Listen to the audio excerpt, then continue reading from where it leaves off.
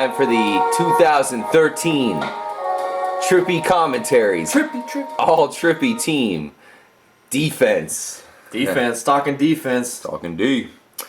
Alright, let's start on the defensive line. Obviously, we just got the offense out of the way. Some true ballers repping the All Trippy squad. They're the freaking bulldogs of the defense, man. No, these guys are going to be the big motherfuckers. They're the grinders. Just talk about beasts. Tough dudes. I mean, to be a defensive lineman in the NFL, man, you got to be one tough motherfucker. Yeah. You're going every play. You getting eyes try to get gouged out. You know, guy reaching for your ball sack. I mean, hey, it's pretty crazy. So, shit happens, bro. I think the number one guy is a pretty fucking obvious pick. Really, he's probably leading the way for the defensive player of the year right now. Yeah. And that's Robert Quinn. Straight monster.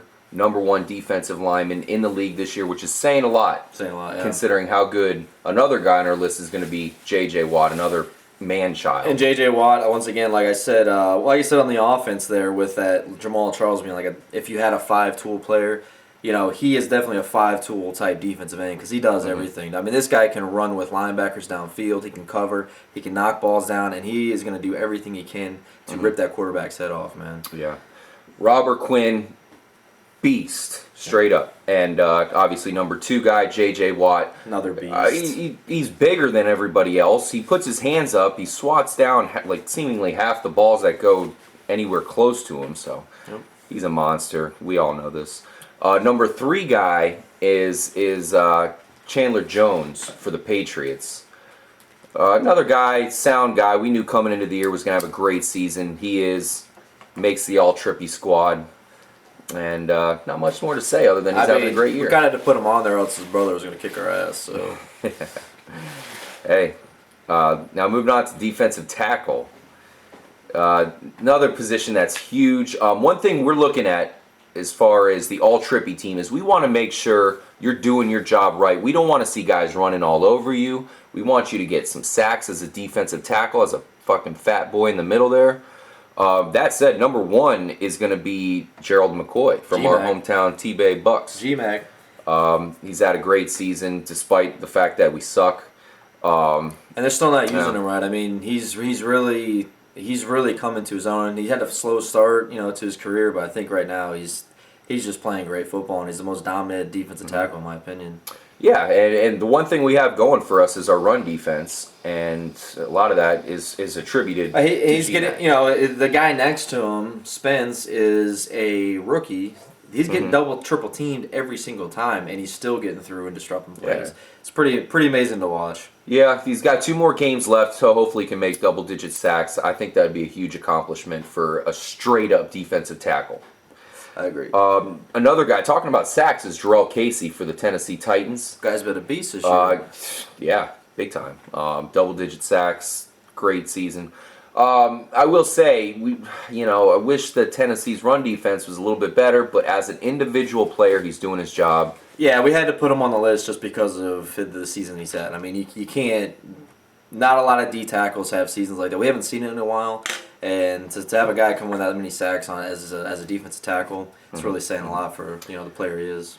Moving on to the number 3 defensive tackle, there's 2 guys, 2 fat fucking motherfuckers for the Buffalo Bills that are almost tied.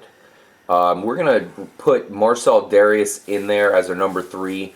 Honorable mention to Kyle Williams, man. It seems like the guy's been playing forever. Another guy who's a straight beast in the middle there, right next to Marcel Darius. I can see that defense turning around as early as next year with Kiko Alonso, some good Aaron Williams safety. They just drafted Gilmore. I mean, they're going to be real good real soon. Watch out for that. Yeah, and credit to Kyle Williams. I think he actually makes Darius better, so it's it helps to have that guy next to you. Now, moving on to our linebackers. We're going to have 3 outside linebackers.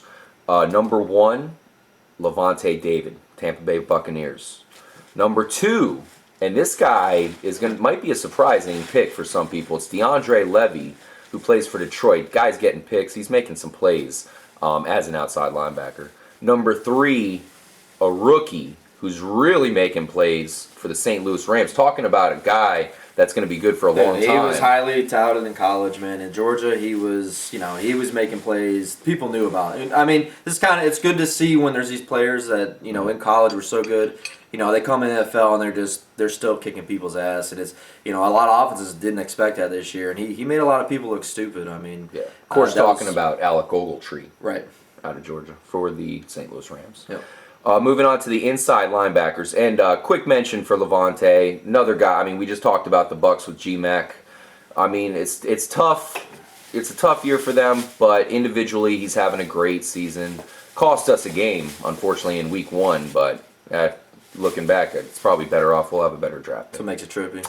Yep. And Levy, like I said, a lot of picks, and he's coming through for the Lions.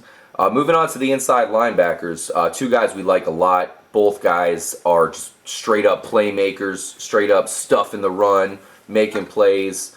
In the middle there, you got Carlos Dansby for the Cardinals, the #1 run defense in the league. Yep. Number 2, the other inside linebacker. I guess if we're playing a 3-4 defense, he's a starter. Yep. And that's Vontaze Burfict. Perfect, man. He really has been playing perfect this season. I mean, he's been all over the place, and he's playing on a whole nother level. Especially for him, he's really gotten much better this year. Yeah. Dansby's a playmaker and really playing good in that Darrell Washington role, especially in the beginning when Washington wasn't there.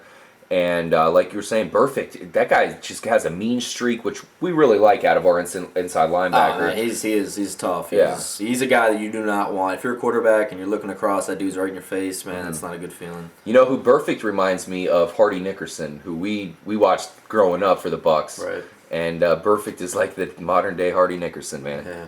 Great player.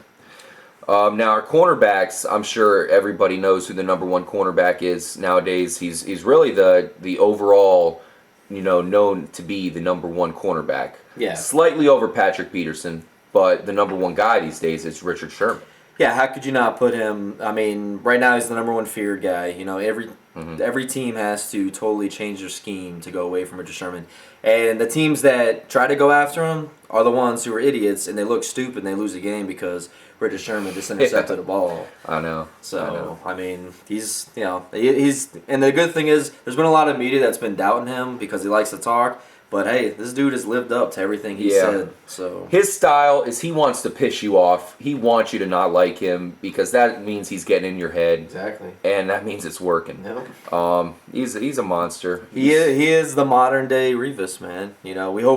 We as Bucs fans obviously hope Revis will get back to that point, but he took over when Revis went off. He took over that spot. Yeah, I think Revis will get back to that spot. Revis, I predict he will be on that 2014 All Trippy squad. Yeah. But as for now, he is not on there.